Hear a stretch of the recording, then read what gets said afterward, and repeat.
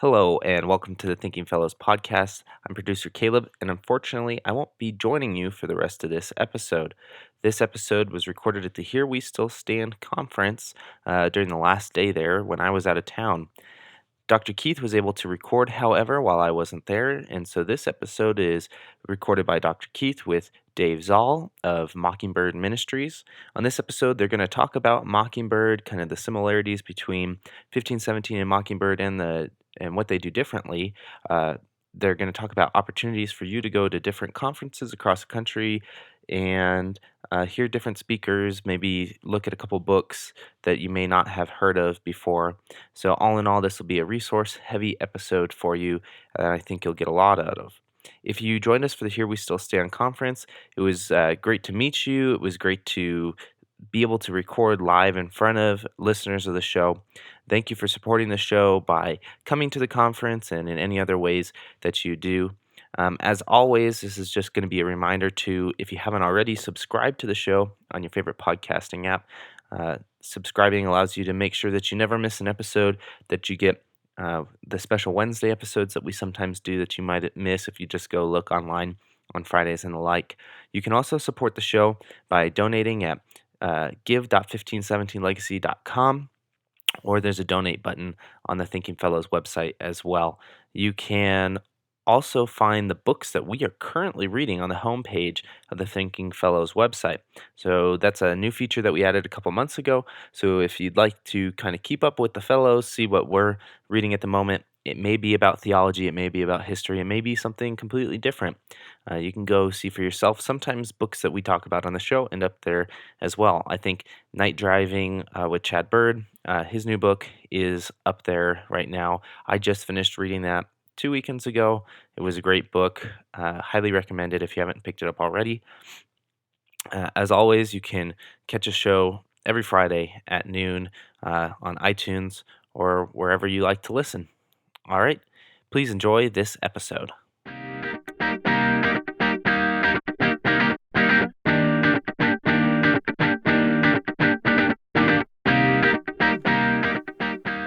Welcome to the Thinking Fellows podcast. My name is Scott Keith. I'm the only regular guy in the room. Caleb, we're still at the Here We Still Stand conference in San Diego, California.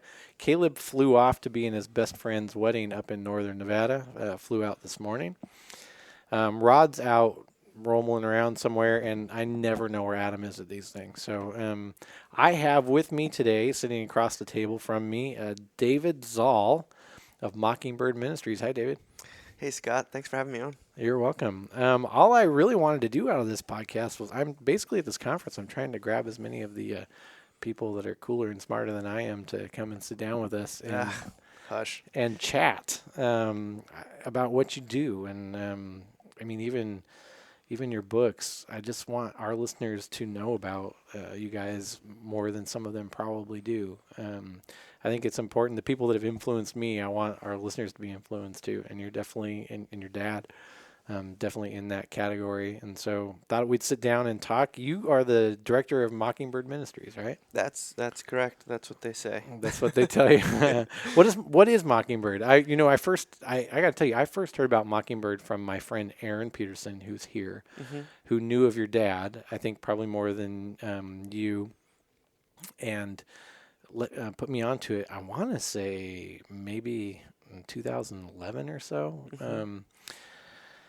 But then several years ago, our friends the Winriches started providing the means for us to travel out to this thing called Mockingbird NYC, which is a conference in New York. I'll let you talk about it more, that you guys put on every year. And it's amazing. It's, I don't even know how to describe it. It's more like almost like a 48-hour banquet where there's some talking. That's a really great way to say it. Yeah, I mean, it's just phenomenal. We often say in Lutheranism, or Rod and I often say in Lutheranism that Lutherans suck at creation order stuff, making people feel comfortable and hospitality. And I always say, man, I wish we could pull it off like those Anglican guys, because when you go there, you feel welcome and it's great. I have another story about the conference for later on in the podcast, but I'll let you go. Can you just tell the listeners about what is Mockingbird? Why did you start it? What are you guys doing these days? You have got some great books out that I think our listeners should buy. Definitely. Purchasing things is very, very important. Yes, I am a believer in I'm that. here to sell. Yeah. Um, well, I always say there's not really an elevator speech for Mockingbird, though. And I've often hear people talk about it in ways that I think are better than the way I talk about it. I tend to just tell the story, in that Mockingbird it started out as an attempt by a bunch of friends, probably um, at a certain age where you think anything's possible. Sure, yeah.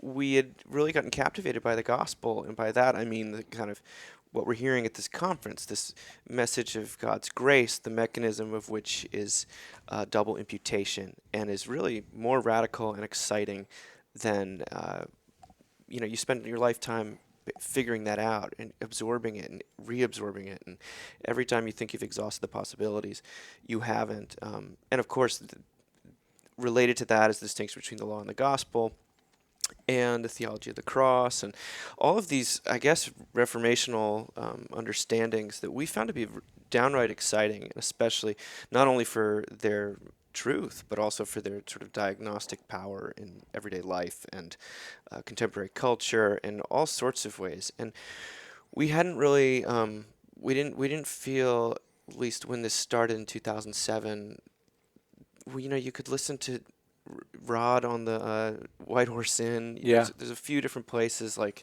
you could find Gerhard Ferde. You could read Robert Capon. Clearly, my dad was a big influence on it all. But the Christianity, the good news that we had heard, just seemed to be just not out there anywhere. Sure. And so we were, in most of us, and Mockingbird has no denominational affiliation. However, a lot of the people that are involved are Episcopalian, Anglican of some Sure. stripe, I like to say. Same thing with 1517. We actually have no denominational affiliation. It just happens to be that most of us are Lutheran. Yeah, exactly. Yeah. That's sort of how it works out. And so we just, anyone who's followed that kind of denominational history knows that, like a lot of denominations, there's been a lot of infighting, a ton of drama, and actually Mockingbird tends to be a sort of a wider tent than people realize. But one of the things that united us was the fact that all of the church politics was distracting from reaching a very hurting, broken world of which we were a part.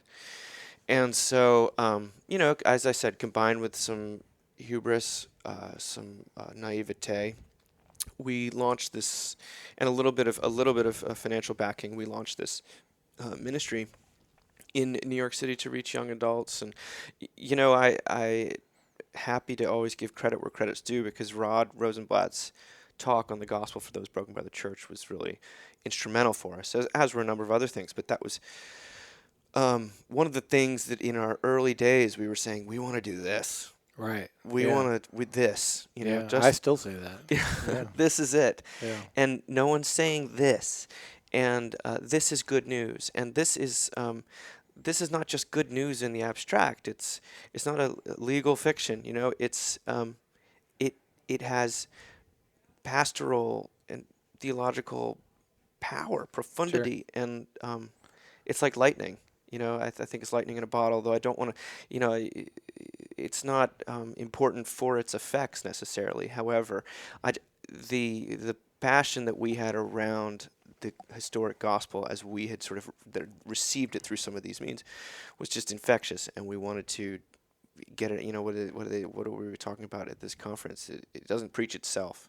That's right. Yeah. So, Romans 10. What? Romans 10. Romans 10. Yeah. Yeah. So we tried to figure out, what does it mean to do that in where we are today? And the internet's clearly a big part of where people live, and the church has been, understandably, wisely perhaps, but also in some cases a little overly slow to pick up on. Sure. Or to do it well, even. Or to do it well, to Yeah. figure out what it means to sort of do proclamation and connection. Sure. In ways that weren't just shouting at people Mhm. online. And so we started doing stuff online. We had conferences, and What made you want to do conferences? This is we've done with Christ Hold Fast, city events, and the Christ Hold Fast Florida where you were, which was, definitely smaller scale than this in a lot of ways. What made you want to do a conference? They're really hard to pull off. It was actually my friend and the guy who was instrumental in the early days, named Sean Norris, who thought, let's sort of, we know some people who are out there in ministry mainly, and feel alone, maybe a little crazy, and tired, and let's have kind of almost like a family reunion, but where we get Stephen Paulson to come and talk to us, and we have some good meals, and we had access to this incredible venue in New York where you've been, Calvary St. George's downtown, and so we did that, and it seemed to really um, be something that everyone. It was just clear being there that something necessary was happening. And so we said, okay, we'll do it again the next year. And we had no plan to say we're going to do this indefinitely. In fact, the fourth year or so, I think one of the years when Rod came out and spoke, I was like, well, this is it. This is as far as it I'm goes. good. We've run I need a vacation. out of money. I'm tired. We've all Yeah. started to hate each other. Yeah. Let's wrap it up. But then, you see God. It's one thing to talk about God's mercy and love and provision, and it's another thing to experience it. And I feel like we, as an organization, have experienced it interpersonally and, more widely. And so here we are, 10 years, 11 years later, and just, It was 10-year anniversary this past year, right? yeah. Yeah, I was there. It was great. I I mean, often think of the this is going to sound a little dramatic, possibly, but the the dinners, but not just the food, the camaraderie and the fellowship that goes on at the dinners at Mockingbird, especially this last year because you had me out and I did a breakout and I talked about the prodigal son, the feast at the end of the prodigal son story. The feasts there feel like that, and I'm not trying to be dramatic, but not just because the food is good, which it is, or that the wine is good, which I assume it is. I don't drink wine, but because that feast is about the celebration of new life for the lost, mm, and the whole conference is about the celebration of new life for the lost, and then you very smoothly transition into the feast, and we all have our robes and our shoes and our rings on, and we come in and celebrate, and mm. it's wonderful. So I think everybody should come to it. Well, that's a ringing endorsement. Thanks, Scott.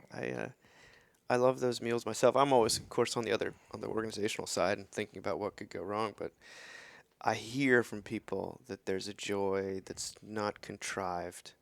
No, And there's an impact there. that people really meet each other and Yeah. are excited, and folks that stumble in, because we always have people that are sort of friends of so and so that are there.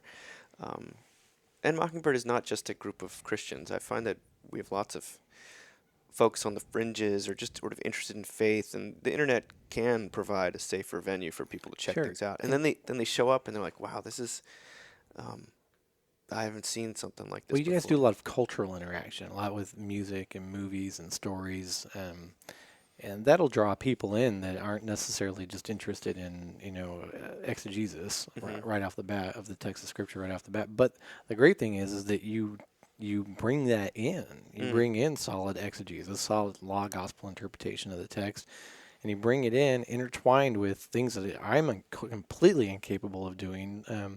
Modern cultural references that uh, ring with people in a really archetypal sort of way, and that they get, and then all of a sudden they're open to hearing the text of scripture. It's Yeah. beautiful. Well, gosh. If we've done that at all, then praise God. Because I think certainly I grew up just soaked in pop culture, as do most people these days, especially in the age of the internet. And so, I hid in the mountains, so that's lost on me. well, for us, for at least for me, not to use pop culture, would feel false. But on the other hand, the hesitation there is that you don't want to turn into big youth ministry or something. And not that there's anything wrong with youth ministry. I was a youth minister for many years actually, but uh, sometimes people think, oh, you guys are the pop culture crew. I was thinking, well, not really. I don't. I love pop culture. I have a lot of people that are attracted to what we're doing because they're interested in what we have to say about this movie or this album or this kind of phenomenon in sort of modern parenting or psychology. But ultimately, we're hopefully getting at something deeper and more profound and more eternal and less fleeting. And I think if you stick around, you start to realize there's an animating conviction, and a lot of it it has basically all to do with what comes out in our books. I mean, we wrote a book called Law and Gospel Absolutely, yeah. You Theology. wrote that book, right? I was myself and two of my colleagues wrote it Okay, together, yeah. but we've written devotionals. We've done a little bit of pop culture. I mean, I wrote a book about music, but for the most part, we're doing. I mean, I feel like the process of working for Mockingbird is just looking for open doors and walking through them. Didn't your brother write a book about addiction?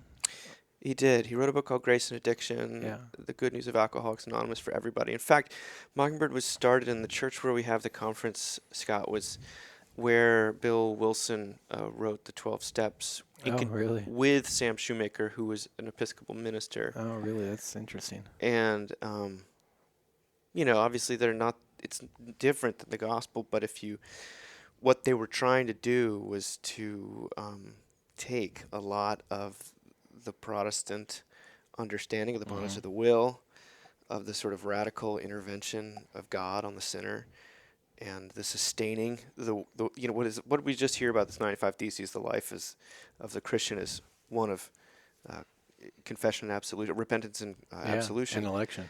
an election, and that's what a lot of what AA looks like. And so that book is not trying to say these two things are the same thing, but there's a lot to be gained from that perspective, and I feel like it's a real avenue into a lot of people experience God, a lot of really suffering people. So, yeah. So again, that's just a few resources we've done. I'm proud of those. So, last 3 years, I think I've attended the Mockingbird NYC conference. Now you do other conferences too, Texas, right? We do one in Tyler, Texas, of all places, every year. Yeah. And we're Is that doing down by Sarah Condon? it's close to. She's in Houston. Okay. Sarah works for Mockingbird, and she's super talented. If people know her, a good friend. She's in Houston. Tyler's sort of outside of Dallas. Okay. It's one of these things that's just happened organically, where a bunch of people were sitting around reading these books, and said, "Hey, any chance you'd ever come down here?" I said, "Okay, we'll try it out." Yeah. And then here we are, 4 years later, doing that. So yeah. Anyway, I've gone to the Mockingbird NYC conference. I think the last 3 years, could be more, but I think the last 3. And I always, whenever I'm teaching on being dad, I tell this story because it's in the book. That year and the next year, I didn't notice it this year, had a conference chaplain who was Jim Monroe. Mm-hmm. And when I teach this, I always like to say, we don't have one either here at Here Still Stand. We should. I said having a conference chaplain. I don't know whose idea it was, but it's kind of brilliant, especially at a conference like Mockingbird, because there's a lot of heavy-duty grace that goes on and is proclaimed in some of the sessions, and if not all of the sessions at the conference. And you can actually see people, I'd say converted, or I'd say moved, convicted. We in our language we'd say, killed and made alive, sitting right there in the pew. And they often, I could imagine, the session's done, somebody has brought them, to the depths of despair, and then brought them out of that with the gospel, and the session's over. And I can imagine they need somebody to talk to, right? And a pastor, somebody to be a pastor to them in that moment, and to maybe, if they're not experienced with church or something, to connect them to a congregation where they can continue to hear God's word of law and God's word of gospel. So I thought it was kind of brilliant. And then he always said that his other job was to do morning devotionals. And so I remember, I'm not typically a morning devotion kind of guy at conferences, but the Winriches, when they go to a conference, they go every single session, right? So they said, let's go to devotion. I showed up, and I remember it distinctly. I was sitting in the back doing the Rod Rosenblatt thing with my computer open, I think typing up parts of Being Dad, not really kind of paying attention. And all of a sudden, Jim Monroe says, let me tell you a story about my dad. And I'm like, he's got my attention immediately. And he tells this story about his dad. I'll let you read the book if you want to know the story. But it's incredible. Yeah. It in a lot of ways, it didn't change the direction of the book. That's not accurate. But it provided the example I needed that wasn't one more of Rod's examples of what I was trying to say. Huh. And it just happened out of the blue. and You're just sitting there. just Wow. sitting there in the back, not really paying attention. And I ran up to him afterwards and I said, "Hi, I'm so and so. You're not going to know me. I'm nobody. Um, any way I could get that from you? And would you care if I put it in my book?" He graciously said, "Yeah, absolutely. And no, I wouldn't mind at all." Sent it to me in email, within the next day or two. And it's not only a staple of being dad at the book, but it's really a staple of when I go out and teach being dad. It's like my go-to example. So Yeah, gosh, I didn't know that story. I mean, I remember you asking me for Jim's yeah, email or something like that afterwards, and I know it made it in the book, but I didn't know that you were working on being dad while yeah, it was sort of, you're like half listening. And, it's crazy. oh, that's incredible. Yeah. That makes my day. Yeah, so pass along my thanks to him for sure, and I want to just say thanks to you. You had me out this year to teach at Mockingbird. That was great. It, what a family. So Thank you. I feel like you guys are. It's all mutual. I mean, this is so much fun for me to be here, good, wonderful. and yeah, I mean, we're doing it again. Alan Jacobs is going to speak, and I think Chad Bird might do something, Oh yeah, great. and then like our normal cast of characters. And that's April 26th to the 28th. Ever planning on having a Nestigan out again? I'd like to. I'd He's like to. he's hard to wrestle down these days. Yeah, I would say this, like, planning conferences is not my favorite part of the ministry, but attending them is one of my all-time favorite things. So it's one of these double-edged swords. You're like, I don't really want to be an event planner, and so try to outsource that. And Yeah, part I of that gotcha. involves someone else worrying about plane flights and Gotcha. cajoling. Yeah, But absolutely. So as we wrap up, you guys are, and I think it's not just the one book you put out, but you're putting out books which are previously published manuscripts from Robert Capon, right? that's correct. Yeah, well, one of them was unpublished, and then we've got four, one of which is already out. So there's two that are out, and then we have three more. We're about to publish Bed and Board, which is one of his books about marriage, and that'll be out, I think, in December, possibly January. Now the one I have, I'm not aware of the second one. The one I have is The Man Who Met God in a Bar. Yeah, that came out most recently. I mean, that's great. It's I mean, people can pick that up. I can assume on Amazon. Yeah, if they've read the Bogert's one that Breuer just put out with Thine Own Eyes, Yeah, it's not that dissimilar. I mean, it's sure. transported to like Cincinnati or wherever it is, but it's a kind of fictionalized account of Jesus' life, and through Robert Capon. If people have read him, he's just got a total way with words and a lot of humor, a little bit of like late '70s stuff mixed in there too. But Yeah. yeah, that's a real privilege. And they can pick it up at Mockingbird. Your website is mbird.com mbird.com. or mockingbird.org. You can get there too. Okay, mockingbird.org, mbird.com, or on Amazon, I'm assuming. Yeah. Yeah, that people should definitely pick that up. And all your books, I assume, are on your website. I mean, it's important for listeners to know that 1517, Mockingbird, these are nonprofit organizations. That we both operate on donations. And to some degree on sales of the products. So the more we sell, I know it's true for us, the more cost effective it makes it for us to actually produce the products. Yeah. Absolutely. And so it's really important for people that support the show, for people that support Mockingbird 1517, to actually, if they're able to go out and get those products, because it makes it so that we can do more of them. Without that, it's actually hard to get donations to print books if you are not making any money whatsoever printing books. Mm-hmm. So that's a hard pitch. Yeah, it's definitely one of those catch-22s, but Yeah. it's worth it. I mean, I can't believe this amount of stuff you guys have been able to do. I mean, the bottom line is that today it's a lot easier than it ever has been. That's right. And so we're very fortunate in that respect. It's easier to get good stuff out there with less people and less overhead, but it's still, publishing is, you don't go into it to make money. No, that's right. Yeah, but you do go into it so that people, I would say, to sell, but by that I mean you don't write a book for the purpose of nobody reading it, you know. Speak for yourself. Just kidding. No, yeah, exactly. And so if you've taken the time to write a book, kind of what you're saying is, I feel like there's something important here that might be meaningful to you. Mm-hmm. And so, we always ask people, go get it, go pick it up. So we'll stick all that in the show notes, direct links to those products, to the Law Gospel book, to the Capon books, to the MBird site and the Mockingbird.